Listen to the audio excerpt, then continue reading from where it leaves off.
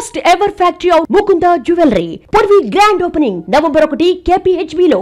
ప్రపంచ ఆర్థిక పరిస్థితులు క్రమంగా మారుతున్న ఈ సమయంలో భారతదేశ ద్రవ్య విధానంపై అంతర్జాతీయ పెట్టుబడిదారుల దృష్టి మరలింది. ప్రముఖ అంతర్జాతీయ ఇన్వెస్ట్మెంట్ బ్యాంక్ గోల్డ్మన్ సాక్స్ తాజా నివేదికలో ఈ ఏడాది చివరి నాటికి రిజర్వ్ బ్యాంక్ ఆఫ్ ఇండియా తన పాలసీ రేట్లు మరోసారి తగ్గింపు చేసే అవకాశం ఉందని సూచించింది.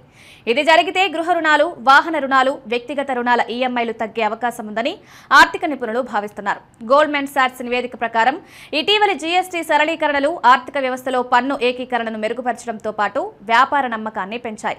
అదే సమయంలో ప్రభుత్వ నియంత్రణ సడలింపులు, విధానపరమైన మద్దతు క్రెడిట్ డిమాండ్ను తిరిగి చురుకుగా మార్చే అవకాశాన్ని పెంచాయి. ఈ మార్పులు కలిపి భారతదేశ ద్రవ్య కఠినత దశ ముగిసే సూచనలుగా గోల్డ్మన్ సాక్స్ అంచనా వేస్తోంది. 2023-24 మధ్య ద్రవ్యోల్బణాన్ని నియంత్రించేందుకు ఆర్బీఐ కఠిన విధానాన్ని అనుసరించినప్పటికీ ఇప్పుడు వడ్డీ తగ్గింపు దిశగా మార్పు సూచనలు కనిపిస్తున్నాయని నివేదికలో పేర్కొంది.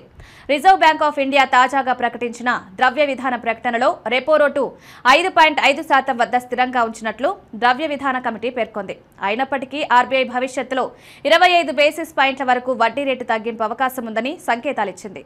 ఇది వడ్డీ ఖర్చులను తగ్గించి క్రెడిట్ వృద్ధిని ప్రోత్సహించే దిశగా ఒక అడుగు అని నిపుణులు అభిప్రాయపడుతున్నారు. గోల్డ్మన్ సాక్స్ నివేదికలో భారత ఆర్థిక దృక్పథాన్ని ప్రభావితం చేసే కొన్ని బాహ్య అంశాలను కూడా ప్రస్తావించింది. అమెరికాలో H-1B వీసా ఫీజుల పెరుగుదల భారత ఐటీ సేవల రంగాన్ని కొంత ప్రభావితం చేసే అవకాశం ఉంది.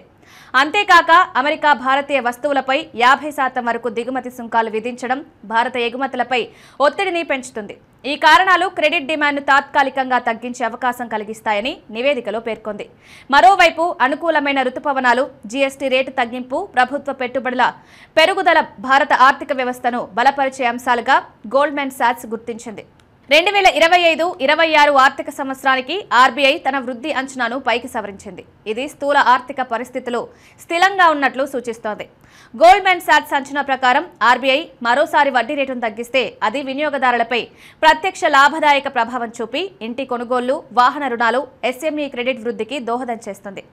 ఏదేమైనా ద్రవ్యోల్బణం నియంత్రణలో ఉన్న ప్రస్తుత పరిస్థితులు, జీఎస్టీ సంస్కరణల పాజిటివ్ ఫలితాలు, బలమైన వృద్ధి దిశలో ఉన్న ఆర్థిక సూచికలు ఆర్బీఐకి వడ్డీ తగ్గింపుకు అనుకూల పరిస్థితులను సృష్టిస్తున్నాయని గోల్డ్మన్ సాక్స్ నివేదిక స్పష్టం చేసింది. 2025 చివరి నాటికి ఆర్బీఐ నుండి మరో వడ్డీ రేటు తగ్గింపు వస్తే భారతీయ వినియోగదారులకు ఇది నేరుగా ఈఎంఐ ఉపశమనం కలిగించే అవకాశం ఉంది.